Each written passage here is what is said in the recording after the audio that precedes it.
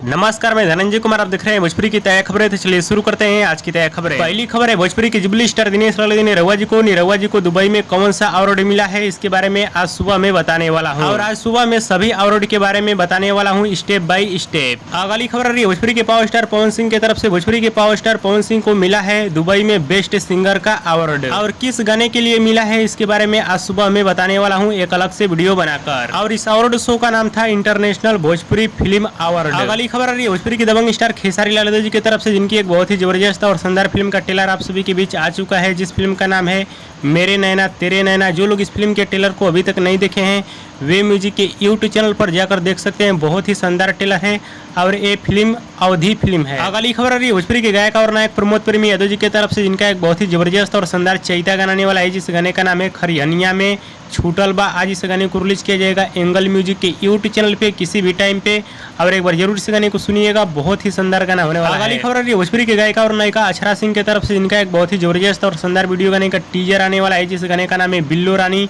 आज इस वीडियो गाने के टीजर को रिलीज किया जाएगा सुबह 11 बजे सारेगामा हम भोजपुरी के यूट्यूब चैनल पे, और एक बार जरूर इस वीडियो गाने के टीजर को देखिएगा, बहुत ही शानदार टीजर है। अगली खबर आ रही है भोजपुरी फिल्म जबरिया फेरे की तरफ से। इस फिल्म के फर्स्ट लुक पोस्टर को रिलीज कर दिया गया है सोशल मीडिया अकाउंट के माध्यम से।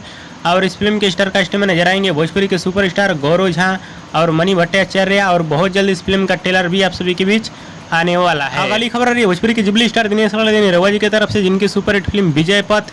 इस फिल्म को कल से मुंबई के सिनेमाघरों में रिलीज किया जाएगा, और एक बार जरूर इस फिल्म को अपने नजदीकी सिनेमाघर में देखिएगा, बहुत ही शानदार फिल्म है। अगली खबर है भोजपुरी के दबंग स्टार खेसारी लाल यादव जी की तरफ से, जिनकी सुपरहिट फिल्म फरिश्ता, ये फिल्म दूसरा सप्ताह में प्रवेश कर गई है।